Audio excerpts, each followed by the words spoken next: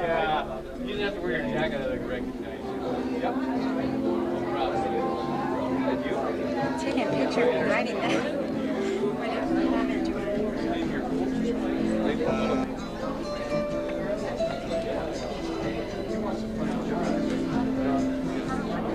Yes, Burgess.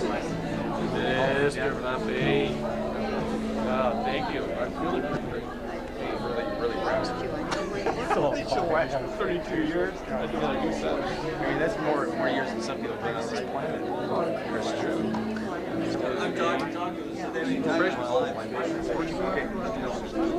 Yeah. 4 years. It's hard because I'm not teaching English. No, horticulture. Sure.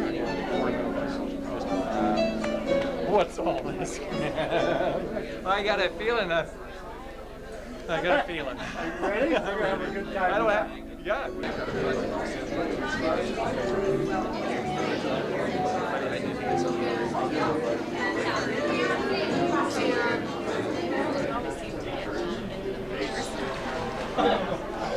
That was fun.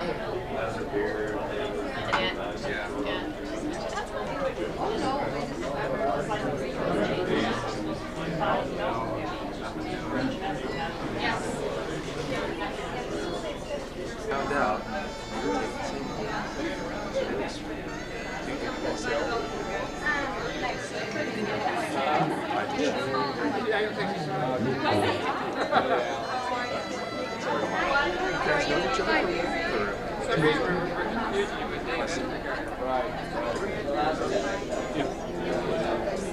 Over there.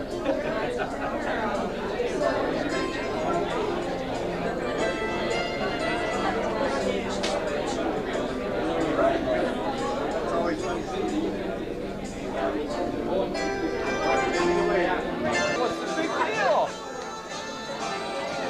That's the casual thing. Anybody can do what they want. Going off the diet.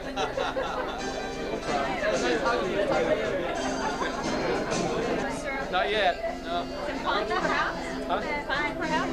Yeah, it was fun. Thank you. Yeah, those are going to fall out still.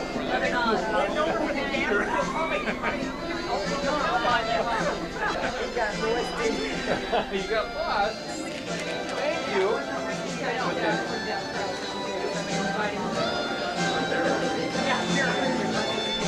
Tony.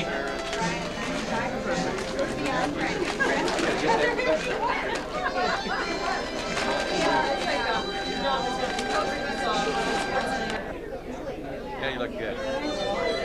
And beer and wine around the corner there. You probably won't drink any of that. How many brandy?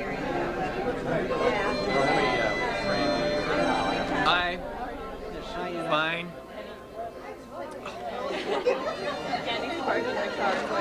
Here, it's all different. How come? When you go party and you put their hair up. You gotta remember that. Not always.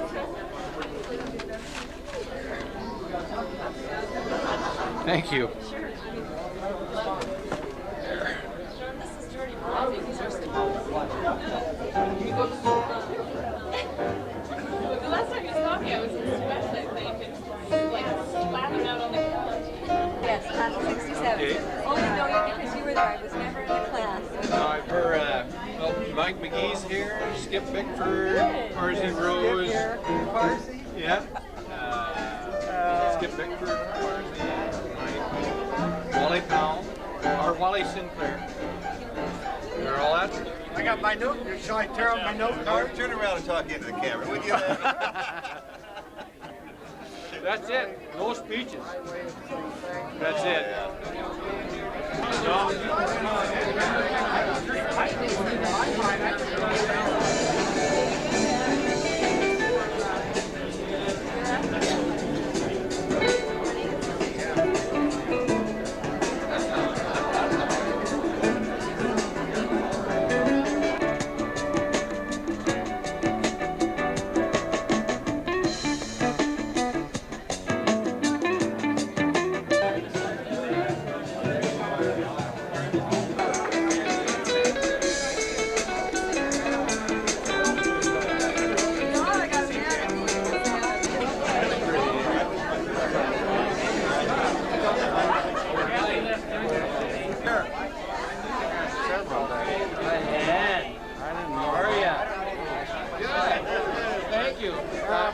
commission and the guy retired. 83. Yeah. No, I thought you were gonna say, oh, just a hug, that's all. The only weekend you're concerned about is that one right there.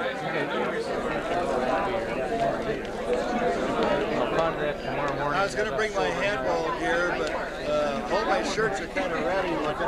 They always were. I've been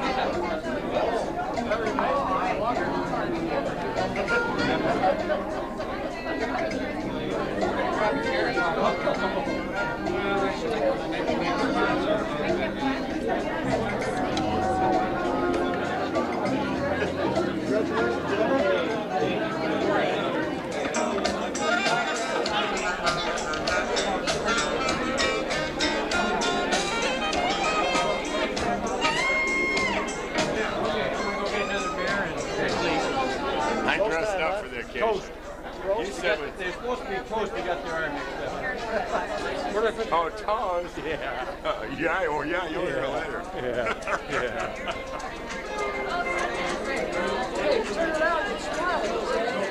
that's fine. The guy right there. Yeah, he follows you around. There's a guy.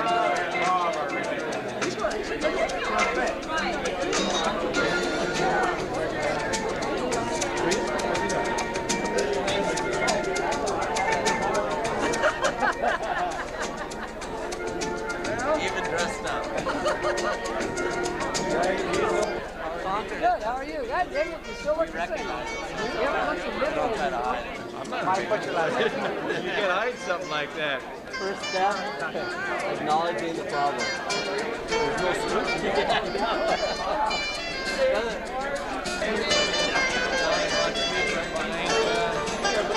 Rick Myron.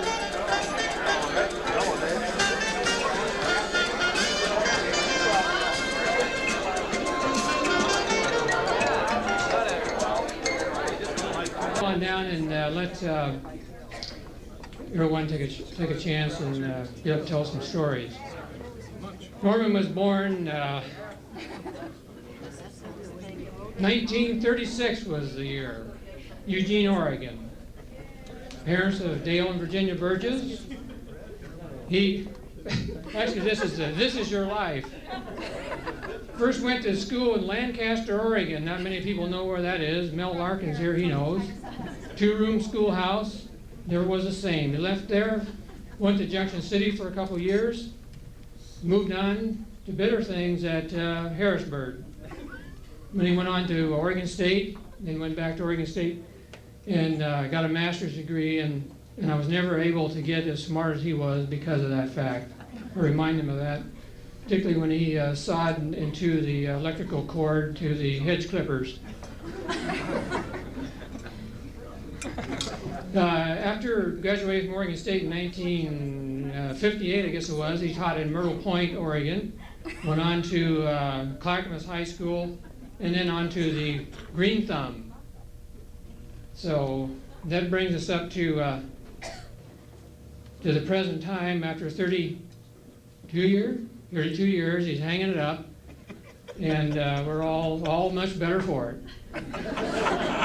The fact that he's a teacher, I want to relay a few things he taught to me, most of which you can tell mixed company. The first one that he taught me had to do with finance. At an early age, he convinced me that a nickel was worth more than a dime because it was larger. It took about 10, 15 years I figured that one out. Taught me about hunting too. I remember one time we were plowing the family garden in early spring. I was about 6 years old. He must have been about 12. And I was out there kind of sitting as he was rolling around. I noticed he stopped the tractor and went in the house and got back on the tractor and took off again. And pretty soon I felt this sharp pain in the side of my head. He had gone in and got my BB gun and picked me off as I was sitting there pulling worms out of the fresh soil. He contributed a lot to my vocabulary. I was far advanced over all other kids that I went to school with, and I taught them the ones I knew. The ones that weren't perfectly defined for me, I asked my mom. She, of course, wanted to know where that came from, and that was Norman. I asked him kind of the wrong times, like at the family dinner table on Sunday afternoon. I won't tell you what I asked him. He taught me a lot about self-defense. Actually, it was more fighting. You may not remember this, but he went out and picked my first fight for me. And actually, he was kind of picking it for himself, but the guy said he was a little bigger, and he said, well, why don't you try him? And so he proceeded to pummel me, and he came back with red welts. Do you remember this? Billy Tuffdoll out in the back field. Anyway, I came back, and I came out on that a little bit better because my mom wanted to know why all the red marks and things on my head, and I had to tell. The other thing had to do with pain and torture. He, for years, we as kids shared the same bedroom. He accused me of snoring, and he got some fishing line and tied it to my big toe. And so when the snoring decibels got to where he couldn't tolerate it, was a few yanks on the fishing line. But I guess considering the other things he could have hooked it to, I came out all right.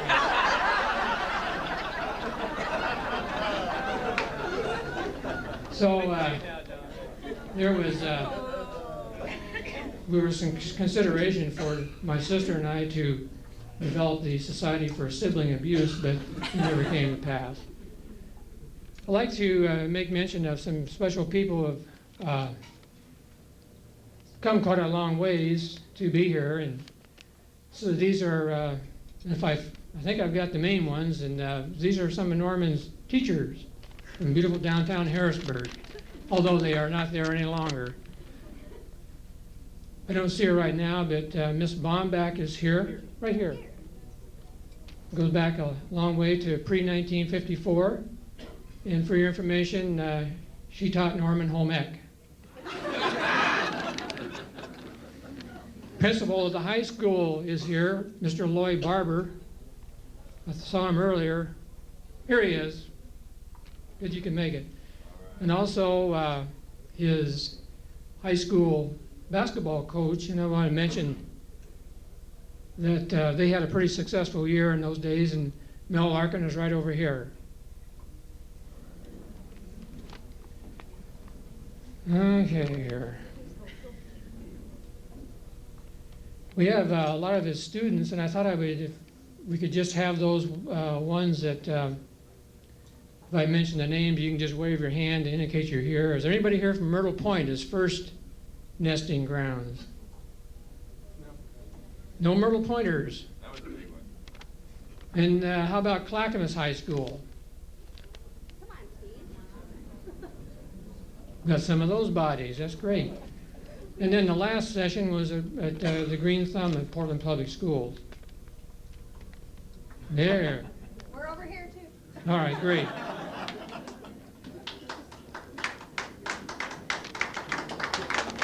We had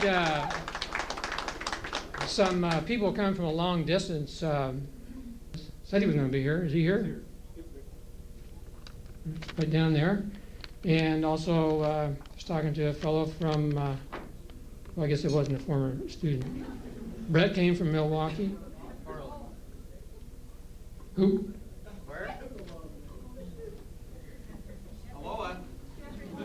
Those who want to tell a few little tidbits on Norman, and then we'll close with a few of his comments that I will relate to you. Okay. My name is Mike Miller, and I and Norm go back a long, long ways. I'm pretty sure I am. We both went through Oregon State, and when I came out of Oregon State, I went to Eddyville High School to teach. Norm gave me a call about 3 years later and said, hey, there's a job in Portland. Come on up and take a look at it. And that was the Green Thumb program. I came up, and it happened to be a state convention. And Norm said, well, I'll tell you what. I'll take you on a tour of Clackamas and Milwaukee. Could you have a chair so he could sit down? I said, well, that's fine. And John Ferguson, you know about this because you were in the car. Norm had a T-Bird, and he said, I'll take you on a tour and show you some of the little farming communities around the Milwaukee area, places that are growing vegetables and all of those things. So we get in the car, and Norm, of course, is the driver, and he's pretty calm. You know, he doesn't drive very fast. When we started down Lake Road at 90 miles an hour, he was pointing out all of these places as we see, you know. and he said, well, we've got to hurry a little bit, get you through this. And I was down in the back seat. You know, I came off this small farm, and I wasn't really accustomed to being toured that way. And that was my first real experience with Norm. There have been a lot of others. Some of them which he's paid me not to relay, and I've taken the money, so I really can't. But yeah. And some of his retirement check in the future will be coming into my household, so therefore I cannot really relay some of those. But there are a couple of things that I would like to give back to him, of which he gave to me years ago, because he has more need for them than I do.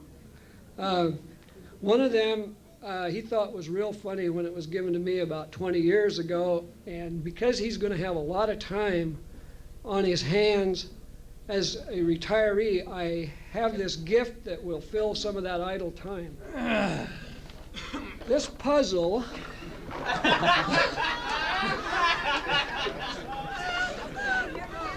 yeah. Oh, and the pieces are falling out. Norm, Don't lose any of the don't pieces. lose any of the pieces. Those are hard to come by. When he gets really bored and tired and wants to have something to do to fill his idle time, I think he'll probably enjoy this puzzle. That'll fill it. That'll fill it. Thank So you, I want you to Mike. have that. Well, I'm not through yet. Oh. Hurry up. Secondly, another gift that he gave me back when I only had one child. He felt that I really needed to have this gift, and he thought it was real funny. And you know, Norm's very creative. He makes a lot of different types of things, and he's made a lot of creative artwork and things like that. Some of you who grew up on farms in the sheep country may be familiar with this item. But I do want him to have this because as he travels around, I want him to know where he's been. And because he has a larger head than I do, I'm going to turn it the other way and tie it on so that he can wear this during the evening.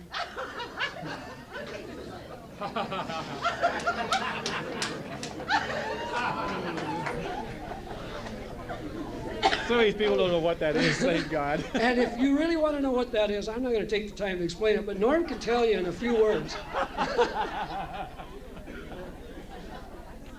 There were a couple of more. One of the experiences that some of you in the audience had along with me, as most of you know, Norm's a real gourmet cook, but he also likes to eat. And when he gets hungry, he doesn't really mind helping out. Anyway, should I stop now? Don't worry. No. A lot of us played mush ball together back years ago, and then we played softball together. A lot of you in the room were a part of this. After those games, we became very thirsty, so there was a little place called the Horse and Cow Tavern that we used to go to, and then we'd go find a restaurant. Well, on one particular occasion, we went to a restaurant in Gladstone that none of us could go to after that. But we stood for a long time waiting for a table, and Norm kept getting hungrier and hungrier. And finally, some people over at a table a few tables away finished their meal. And Norm kept watching and watching, and there were a few items left on their plates. So Norm, in his casual manner, walked over to the table, sat down at the table and said, "Are you through with those things?" And they said yes. And he proceeded to finish eating what they had left. Not all of it. I left some. I have a number of others, but there's other people who want to say a lot of things about you, Norm. Some of the kids asked me to provide this to Norm. This was kind of his reaction when they did what he told them to do. And you can see this. It says, are there any? youngsters in the audience. Oh, yeah, there's lots of. Okay, hold her ears. It says, this is a teacher with his hands over his eyes with a big smile on his face, and it says, "Oh shit, you did it just like I told you to." And so you can have that. And my mark. Now, in all sincerity, this is probably as difficult, it's been difficult for me as it has been for Norm, because after 24 years of working together, spending a lot of time together, it's going to be very, very difficult not to have him walk in every day, even when he's late, and he uses his mother for an excuse. She calls for me. And she calls for him even. But it is going to be difficult. I wish Norm all of the best. You know, Norm to me is a true friend, and he always will be. And the only thing that will separate us is that daily work, of which in about 3 years I'm going to join him. But he's a first-class person. He's a fine person, and I'm really going to miss seeing him during those days, and I have the utmost respect for him. Thank you. This guy deserves all a hand because he's put up a lot of crap over the last 24 years. Too much. Too much. Where's the sheep? How could I? You wanna say something? Yes, I do. Boy, my experiences with Norm were entirely different than what I just heard. Oh, good one. Of course, you must remember I had him as a sophomore in high school. Remember 15-year-old kids? You know, he was all feet and elbows and full of hell.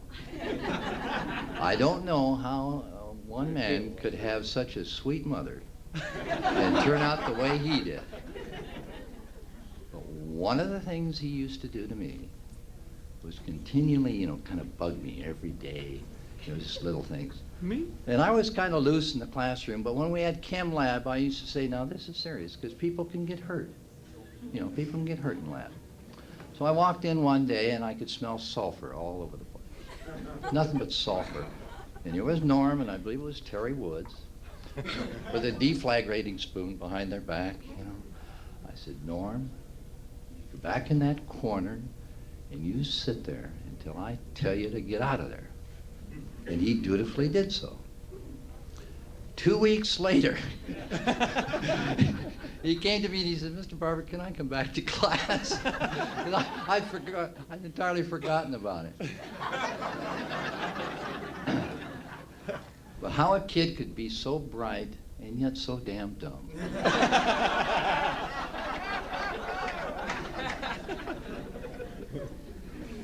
He was a joy as a student. And I don't want to steal any Mel's thunder. He may have something to say. But one of the dumbest things he did was we have a pretty fair basketball team. And we are into the district playoffs. And if we win the district, of course, we go to state. And what does Dum-Dum do? Stumbles over those 15 feet, puts his arm through a glass window, remember? And cuts it. And he's our starting forward. So after we beat his butt for that, he did play a pretty good ball game. And I think, as I recall, we did go to state that year. We won it, don't you remember? Yes. I was going to add that. But it's been a distinct pleasure. And Norm, I want to thank you for remembering me and inviting me to your party. And it's something that I will never forget, you or your mother. What a delightful lady. Thank you, Norm. Thank you.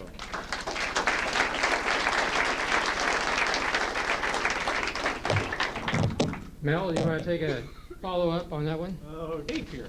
I don't have enough money for the tape. Well, I would like to tell you that when Norm called me, invited me here, I said I knew a great little telephone booth that we could hold this meeting in. And I see you were curious also to why. Is there anything better going on in this damn Portland area than this?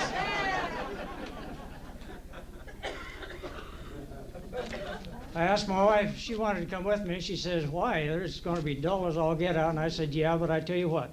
Afterwards, I'll take you down to Les Schwab's and watch them change tires. I tell you, my first meeting with this guy was a little bit was funny. Now you talked about a lovely mother, that's right, but she was the one that gave me the kind of a feeling of what's going to happen when Norm Burgess walks in.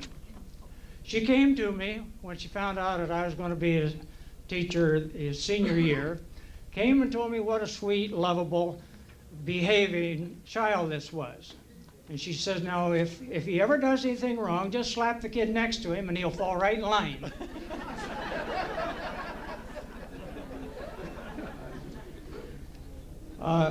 Laurie hit it on the head. I could beat around the bush all evening, but when he said dumb, this is our boy. This is our boy. The guy who wrote the song, Folks Are Dumb, where I came from, they had him in mind. You know, long before the Polish and the Norwegian jokes came out, we had them in Harrisburg. We call them Normanisms, and I see them on the wall right over there. So it must get around pretty good. Norm was very involved in FFA, and he had the distinct advantage of having two real sharp partners. And they went to Kansas City on a FFA convention, and lo and behold, these other two guys won the beef judging? Yeah, that's good enough. Beef judging contest. And that big bull still sits around Harrisburg High School someplace. Oh, I got it. You have. Well, that's just another side of him, you know. When he was a senior in high school, his idea of a pinup was a Hereford heifer.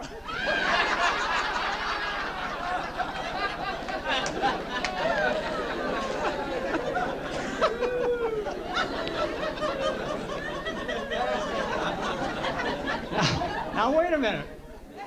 I called Norm up when I found out there was nothing better to do and said, Norm, I guess I'll be there. I got nothing else to do. I said, but I'm not going to drive 100 miles to get up there and tell a bunch of lies about you. I want to tell it as it was. He says, okay, that's fine, that's fine. Now, didn't you? Yes. That's okay. Well, anyway, he turned out for my first basketball team, and we were so short of material that he did make the team. And we did win the state championship. We had one hell of an offensive ball club, but we never knew how good of an offensive ball club that we had, because we could never get but only 4 guys in the offense. We had one guy guarding him all the time, keep him from shooting.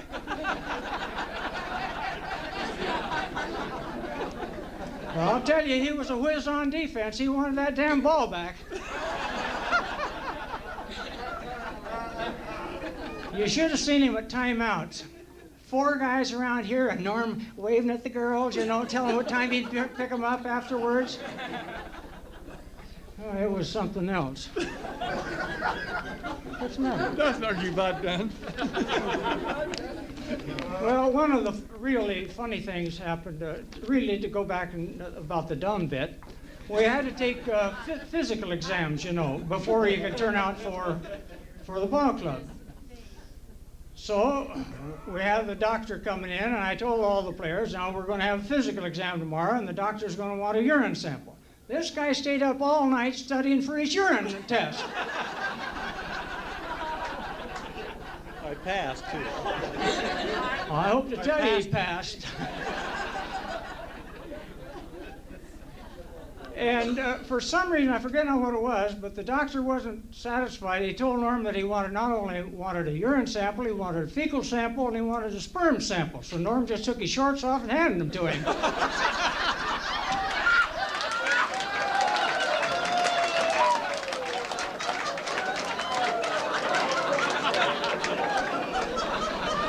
You're doing great. You want to sit down now?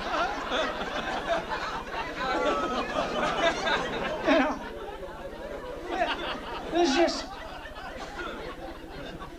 this is just typical of him. You know, he never has learned the difference between with and at. You know, like laughing with somebody or laughing at somebody. Oh, I forgot to tell you about the first day of basketball practice. I says to Norm, what's your favorite position? He says, about like this.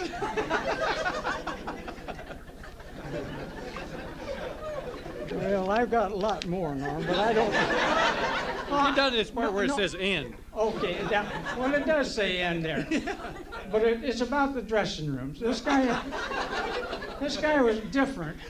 You know what I mean? He sure liked those dressing rooms full of those naked bodies.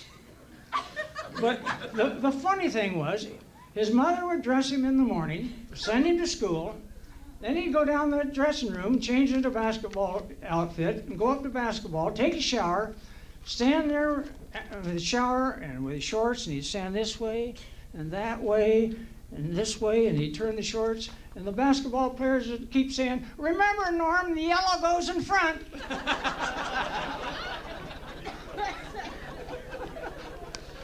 Okay, I'm done now, Norm. I got a lot more. Have you? Thank you.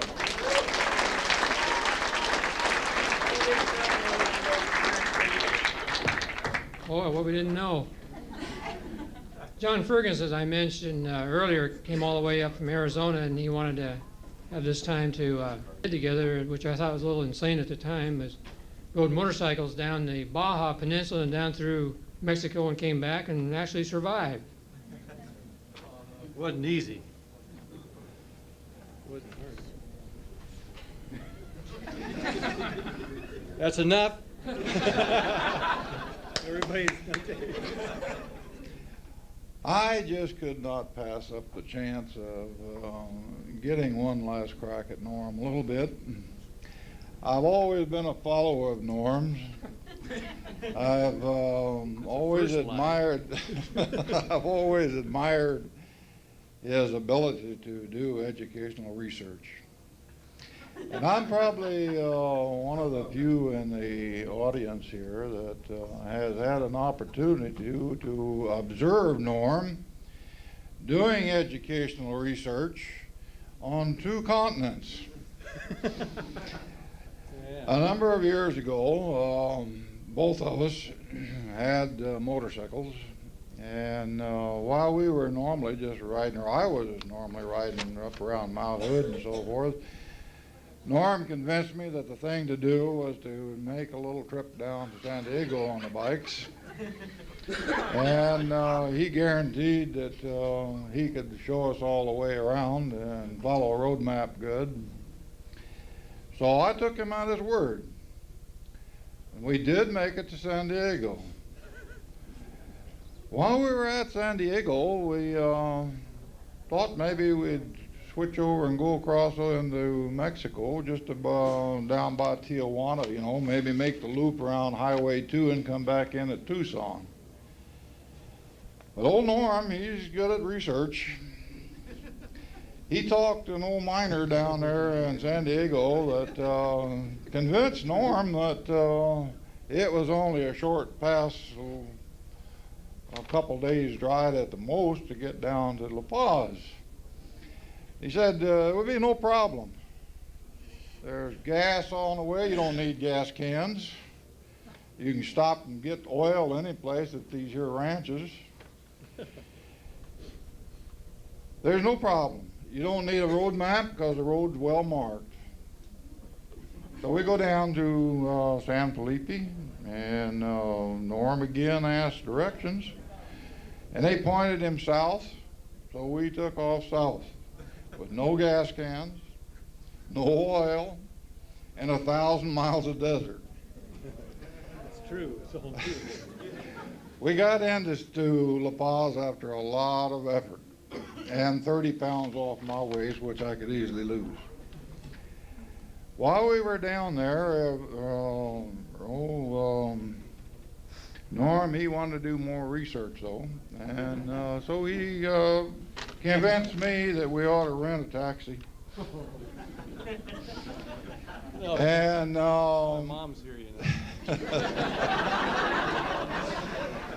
so we didn't want to lose our bikes because, you know, they do steal things down there once in a while. So we got the bikes all locked up and we rented this taxi for the night. The fellow that drove the taxi was named Jose Lopez. Now, I know Norm wants to go back down there one of these days and some more research with Jose. So I took the time to whittle out a little caricature here that will give Norm the visual sighting so he can locate old Jose. He had a no sweat Joe. Every time Norm wanted to know where he could find a certain thing, the old fellow would say, "No sweat Joe," and he'd take us up there. Well, Norm finally found the place he wanted to go, but I went home. I think that was the other way around. That was the other way around, John. You got that one mixed up just a little bit. Anyway, Norm, I just wanted to come up and give you Jose and wish you well. Thank you, John. Thank you. Appreciate it. All right, coming down here. That's super duper. This is a big one. I'm going to be easy on you. Ray did a number on you. But, good evening. My name is Mike McGee. I was in the class of 1965 at Clackamas High when Norm was my VOAG teacher. And also, for those of you not familiar with FFA, the VOAG teachers normally are FFA advisors. So some of the stories that you get are sometimes outside the classroom here. But I thought it was kind of interesting. After Norm called me, I kind of reflected back on the influence, positive influence that he had on me through my high school years, and how we mirrored each other a little bit. I went on to Oregon State. My degree was in agribusiness and not education, but unbeknownst to me, I ended up joining Norm's old fraternity, Acacia, down there. And the way I knew Norm was a member was when I saw his name on the alumni list, still owing dues. I haven't seen it on her lately. He must have paid it. And eventually, I married my wife, who was also named Barbara. But I'll get on to the good stuff here now. I ran some of these by Norm, some of the accusations and stories here that I might tell tonight, and he didn't deny them. He just simply said, "You can't prove it." So, you be the judge if they're truthful or not. But I'll just touch on a couple of funny things that happened through FFA, and I think Norm will remember them. I believe it was the summer of '64. I was talking to Parsi Rosier. Norm put together a dairy judging team out of Clackamas. And he picked, I think, 4 of us that hadn't even seen one end of the cow, let alone knew how to judge it. So he took us out to Multnomah County Fair, and he gave us a few tips. And I think I still remember this. He said, look for the triangle when you're looking at the back of the cow. The better the triangle, the better the cow. So we all filled out these cards, 1 through 4 and everything. And I remember we were all done, and Norm came out with this kind of, actually it was a sheepish smile, I guess, and says, you aren't going to believe this. And lo and behold, this group of berry farmers took the dairy judging contest. And what made it even wilder is I was the #1 judge. And we came back to earth at Washington County. I don't think we even made the top 10 out there. But one thing Norm was over the years, I guess I found out more here from the previous speakers. He was kind of a risk taker. But one thing he was always supportive of us as students and FFA. And when I inherited the president's job at the end of my junior year, we were in a deficit situation. So I had all these ideas on fundraising.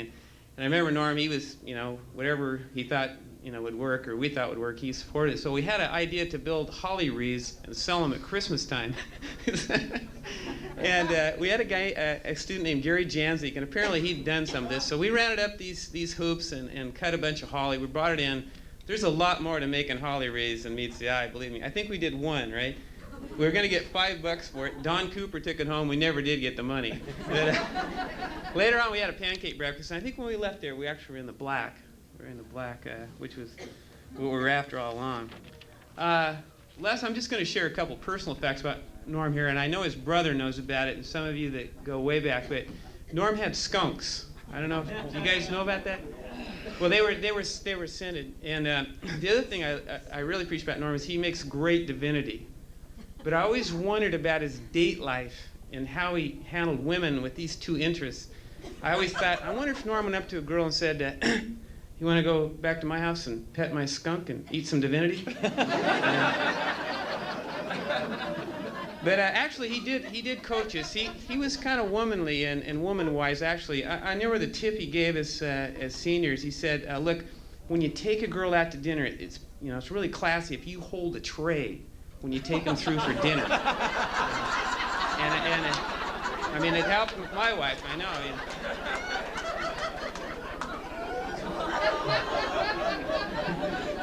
But the last thing is a deep secret that he did divulge to us to not make us feel too nervous around women. And well, he said the first time he made love, he was scared to death because he was by himself.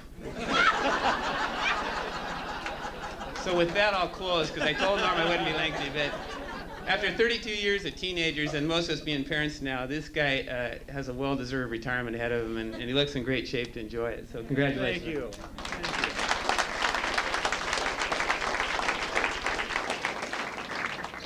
Back to the skunks.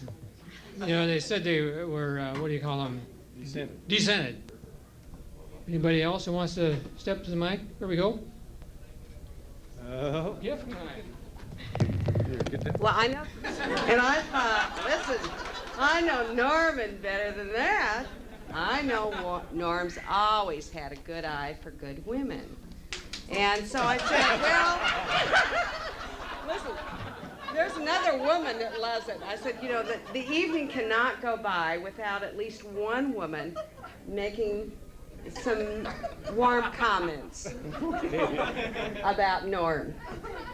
I first met Norm when he was just young and tender and wonderful. Innocent.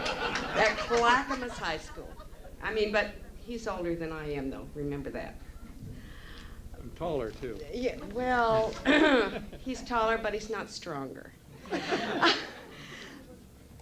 But there were some times at Clackamas High School, and if I said some things, there were a lot of people here that probably wouldn't know what they mean. Yeah, they figure it out. No.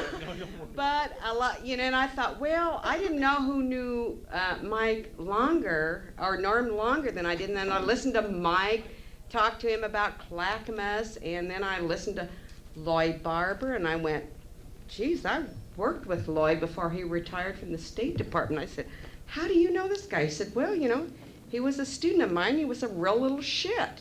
And I said, well, you know, he might have been a shit, but little he isn't. You know, Norman's a lot of things, but little he isn't. But I remember those days back in Clackamas High School when I first came there in somewhere in the 60s, sort of in there. And then I listened to Mike give his talk, and I listened to John that, you know, and we always kind of referred to John as the Jolly Green Giant because he was sort of happy and he was an Aggie and he grew green things and whatever. I never knew what Norman grew, but I knew what John grew. And we'd sit around in the faculty room and talk about a lot of different things. And then the nice thing about that Clackamas High group, it was kind of a young group, and I don't know how many people here remember what the Acropolis used to be on McLaughlin Boulevard. That's the mill stream. The mill stream, that's right. You know, and the mill stream, and I wish I could have gotten one of these because Norman would have loved it. But on Friday afternoons, when those little turd tappers got to be too much, it was TGIF time, and they had these wonderful, and I mean, those were in the days when I was really poor, and all I could afford to drink was beer. And I said, you know, if I ever make it to a point where I can afford something more than just a cold beer, I know that I will have made it. But they served their Michelob beer in these wonderful glasses. Do you remember those glasses? Most of them. Yeah. Well, anyway, that was part of the good times, and then there was I don't know, how much should I tell Norman?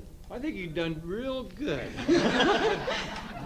Well, I know you were well, I know we're running short on time, but there were some old times in the faculty room, and before I get to that, you know, there was a time Norman was at Clackamas, and then kind of left and went to Green Thumb. Didn't see him for a long time, but if I mention things like OSU, USC, the Mill Stream, the Jolly Green Giant, Rooster Rock, you know, some of those old kinds of things, Norman will giggle a lot, but, you know, some of you may not know. But one of the things that I remember is that at Clackamas High School, when John and Norm were there, There was a student teacher, and I, you know, I keep thinking I can never. I think I'm getting Alzheimer's or something. I never remember who said it, but I remember a conversation in the faculty room one time about, you know, you don't need all this expensive scuba diving gear to go scuba diving. All you need is. I know what it is. I have to open it. You have to open it. I never said that. That was Who said that? Mel Atwood. Mel Atwood. But you see, and I've thought about that for years and years.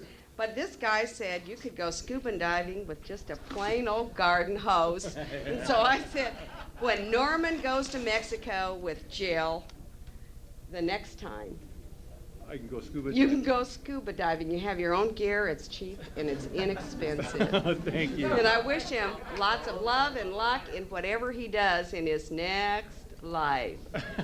Thank you. Have a good one.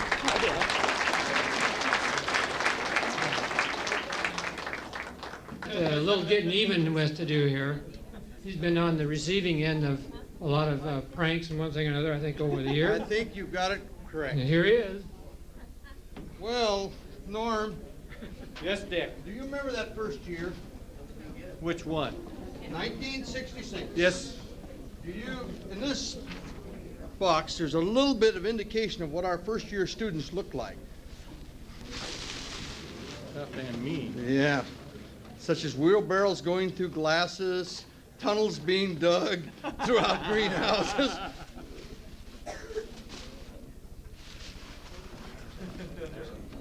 I thought that might. Pretty indicative of our class. Yeah. They were tough. They were tough. In fact, I believe in those particular days. Those were the A students. Those were the A students, yes. In those particular days, I believe we used to hide out in the back room. Yep. Okay, this little carpet, that's just now, you know, you darn near caused a divorce in my family.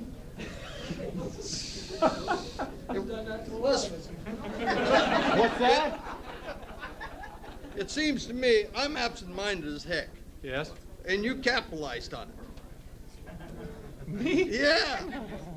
I mean, each morning I'd get up to work and I'd go off and head down the road with a cup of coffee. And lo and behold, my wife was getting on my case about those coffee cups. Forgot all about that one. And about Christmas time, I got all my coffee cups back, all packaged up in a package. How many were there? 50 or 60? There was something like that. There wasn't any at home. And she accused me of breaking them. Do you remember that? These girls do. And so I have one of those for you as a gift.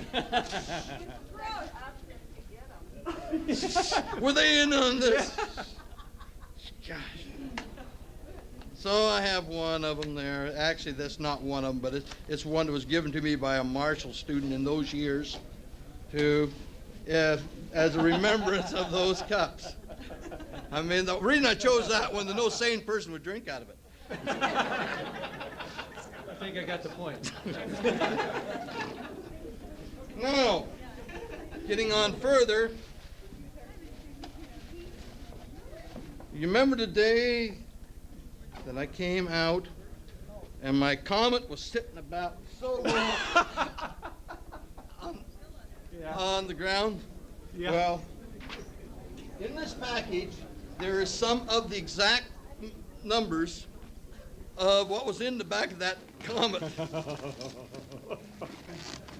Hey, oh, yeah. I forgot all about that. You haven't? I haven't, no.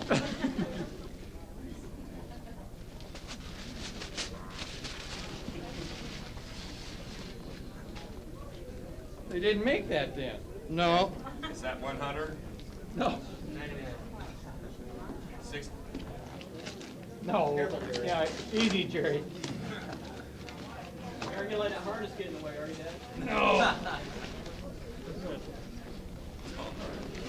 Those are, Yeah. I filled his entire trunk up with old clay pots one day. I came up there and I think I it was. can't remember why though. I don't know why. I came home one day and here's my comet sitting about so big. I opened the trunk and it's completely full of clay pots. They decided they were going plastic and they want to get rid of clay, so they just decided to fill my car. Now Got rid of them. Now I can't pass this up because I see John Fergan. Uh-oh. Okay. Remember the trip to Clackamas Skill Center? Yeah, I think so. And you remember the field of wheat with all the mustard in it? Yeah. You remember that, John? Yeah. So, a little comment, something to the effect that what a great crop of mustard, and also the pig houses. Yeah. John had built some pig houses. They're quite tall. Yeah. Okay. And while John's here also, about the Virginia peppers. Yeah, I remember the Virginia peppers. So we got rid of a lot of plants that year. yeah, we did. Every time that we wanted to get rid of some plants, John had a program over at Clackamas, and he'd take them and grow them on for us. So, just a little remembrance. Yeah. Okay, hey, thank you for all the enjoyable years working with you. Thank you, too. Yeah. Yeah, And it's been great. good luck in your retirement. Thank you, Dick. Yeah. Appreciate it. Yeah.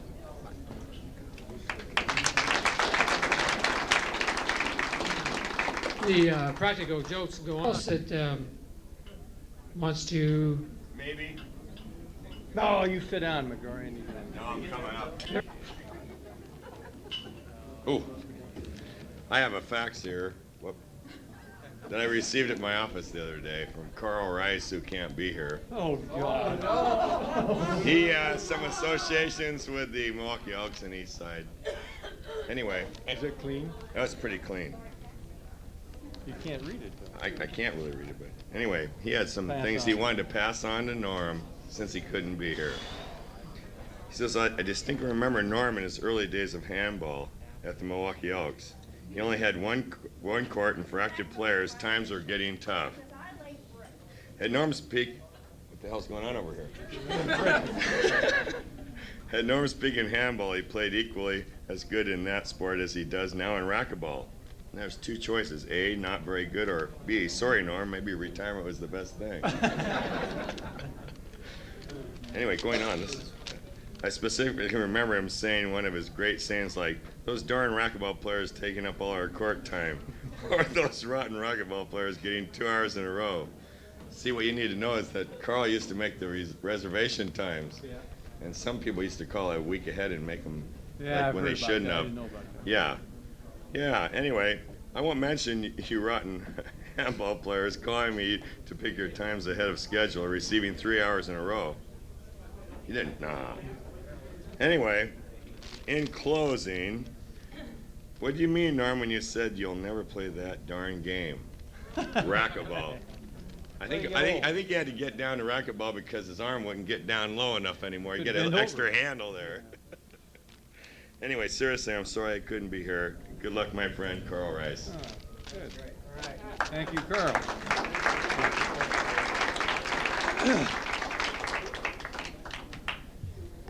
We have Brett's Norman's son, and I'm sure if anybody's got him. Norm's Brett's father. Yeah. What did I say?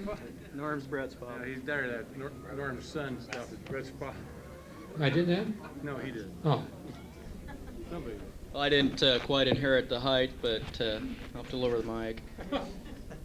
Thanks, John. It's really great to see everybody here tonight. I have some pretty fond memories of Clackamas. The kids were always pretty nice to me out there when I was running around in the summertime. They always babysit me. I didn't know what Dad was doing or anything. But we always managed to make it home at night. And we had a lot of fun out there. Operation Green Thumb, I remember it from the scraggling days of making all the greenhouses. And I remember Dad out there slave driving a lot of the kids, and boy, they were hot under the breath. Who is that guy? Anyway, we always had a lot of fun out there too, and remember one experience out at Green Thumb in a greenhouse. I was out there watching this one kid eat his lunch, and he always ate a whole onion at lunch. Man, I couldn't get over that. That was just the most amazing thing I ever saw. And one day he kind of went up, and they had all these little seedling marigolds or something. They were about that tall, and he went up there and he went, whoo. These old seedlings just went, whoo, and they were gone. I thought, boy, this is pretty neat. Dad's got some pretty interesting students. I didn't know where he learned that from or anything, but it was pretty neat. And, you know, when you're this little, stuff like that kind of sticks with you. Another time I remember him sitting around. It was a hard day after summer school, and kids have been driving him nuts. And they're all sitting in the faculty room, and I'm kind of outside the door. They didn't really know I was there. And they go, well, what'd you get today? And they started going, oh, God, I got B.O., V.O., A.O., and all these initials. And I'm just kind of going, Cal, what's B.O.? You know, and they had all these things they were going. I can't tell you what all the rest of the initials were for. I've just recently learned a few of them, not all of them. So we won't go into that tonight. We've already had some pretty good raking over the coals. I also remember a lot of the kids, they go, hey, are you Norm's son? I go, yeah. They go, how do you live with him? And I'm going, gee, I really don't know any different. Is he that bad? Oh, man, I don't know how you live with him. I was kind of always taken aback by that. I never understood, you know, what was so bad about it. But as I grew older, I found out a few of the reasons why.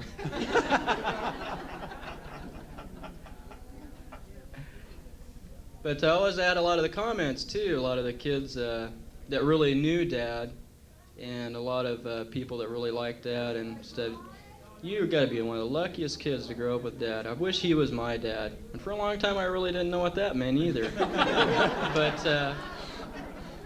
as I have a son of my own right now, I really grow to appreciate that every day. And I would like to thank Dad for all those great memories. A lot of them I won't go into. And a lot of the Carl Rice was really a fantastic guy at Milwaukee Elks Club. And we played a lot of handball together, and I remember those damn racket ballers. Marking up the walls, yeah, damn racket ballers. Never play that game again. Hey, Brett, you want to learn how to play racquetball? Gee, Dad, I didn't think you played. Only real men play handball. But we've always had a lot of fun together, and we've always had good times, and it's good to see everybody out here having a good time, and we'll have a lot more. Thanks. You bet. Thank you.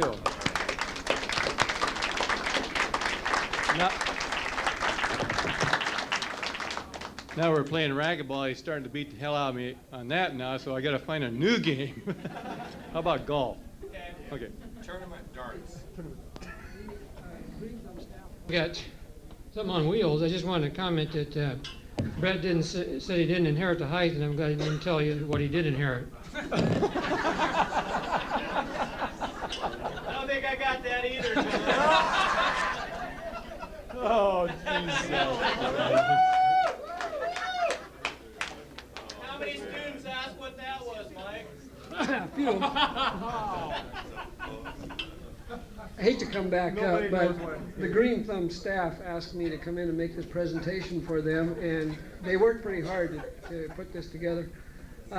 This is one of Norm's favorite pieces of the original Green Thumb program, and he put this in a conspicuous place. And as the years have gone by, the staff felt that it probably really belonged to Norm, so they dug it up this year. This is called a fedging post. And those of you that don't understand that term, it's like a flatulating post. And when students didn't do what they were supposed to do, Norm told them, go out and grab the ring and do their farting around there. So this post and this box was built by the staff, and we wish him to have this in his retirement. He can put it in his yard, and when he doesn't have anything to do, he can hang on to it.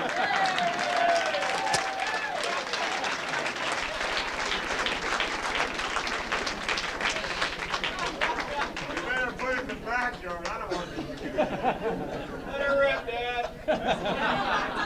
Yeah, he was telling me not long ago that he was a little irritated. Mike had that taken out. God, I've had that there all those years, and he took it out. Well, there it is. Mick Poff, you ready for your... I only worked with Norm for a short time, but we played a lot together. Rose. Norman is one of the few guys that I know that has taken his turn and excelled at some of the following things. I may have missed some. Florist, farmer, landscaper, auto mechanics, painter, designer, agriculturalist, naturalist, small engine repair, brick mason, do-it-yourselfer, creativity, cooking, collector, zoologist, welder, organizer, woodworking, oh, I can't read, physical fitness, teacher, lover, ball player. I've heard about that. So, here we've brought some things. We're going to talk about the years 1970 to 75. I met Norman through his brother when I moved to Portland, and we came up and we said, you know, we ought to get something going. You know, this work is kind of boring, and we need to have some more outlets here. And so we said, well, let's create a ball team. And so we decided to create a ball team. This looks like a grab bag, but it is. The first thing I want to do, hold those, will you? Oh, would you hold those, please? The first thing I want to do is to put on this old T-shirt. Keep in mind it's 20 years old. It's been... You want your glasses? I gotta look at, where's the label? There's only two ways to do it. Oh, okay. All right. It says on the back, Portland Garden and Pet Store. Norman owned that store, and he said, that was back when we were all struggling, teachers, trying to make our way in the world. He said, I'll sponsor the team, and he did. I look in here, and he was a creative person. We used to have parties, and if we needed a word, he'd come up with it. Payunkathon. That was a party that we had at my place, and it got bigger and bigger, and it got so big we couldn't have them anymore. You tell them what Payunkathon means? Tell that. I don't know. We roasted hogs, we drank beer, and it lasted too long. Too long. Here I have the scorecards, 20 years old, of some of the ball players that were here and involved here. Now, Norman, you know, he was pretty down, he was down far in the lineup at the beginning of the season. Cleanup, they called it. But he did work up. He worked up, and he got so that he could hit that ball real well. But, you know, as I glanced through this, I hate to say this, there wasn't too many base hits. But then we had some close games, and he was able to pull them through. This is his. Now, here's one of the old bats that I saved. I was kind of the guy that said, who are we going to get to play for us today? So-and-so is missing. So we had 9 ball players, and here's one. Feel the weight of that bat. Is that a Cooper and all bat or what? That is a, honest to goodness, wooden bat, heavy to lift. The major leagues are trying to get rid of, they want to get into aluminum. Wood is too expensive to make anymore. And here, stored out in the barn for 20 years. See that old yellow box? Inside is an old ball. This is before slow pitch came in. It was called mush ball. And look at the size of that ball. And all the people I'm going to call up here are going to sign their name, and this will be Norman. Hey, errors with that ball? Huh? Did he lead the league in errors with that ball? I led the league in what? Besides those grapefruit. Come on. So as I said, Norman took his turn at trying all these things. So here you go, Norman. Oh. Norm's turn, 1990. Thank you. Put that on. I can't. Oh, what's it? Oh, what? Oh. How's that get in there?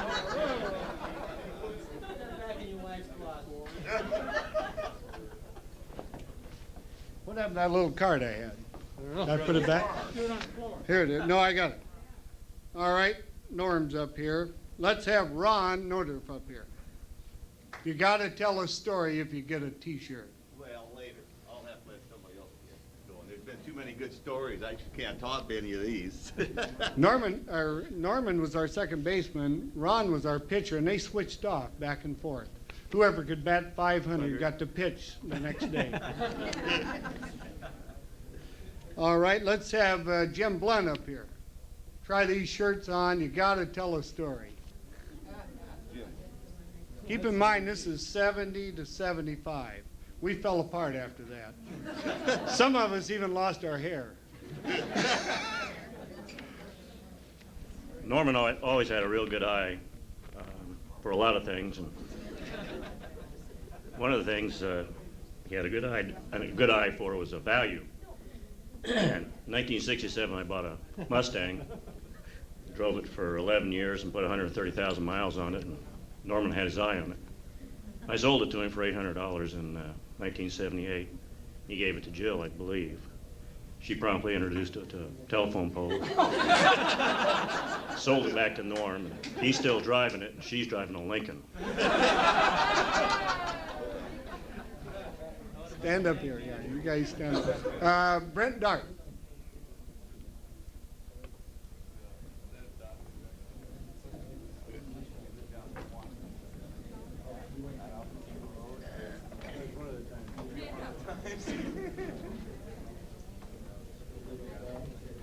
Well, like the other ball players, I'm going to keep it short because I was always short.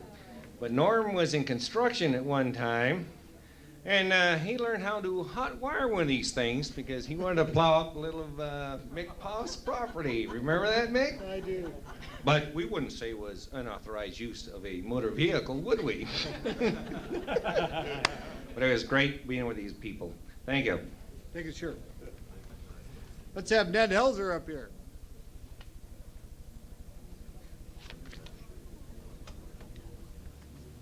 Any shirts left over, you get. Well, the thing I remember about Norm is that after the mushball game, the most important thing was to find the nearest tavern.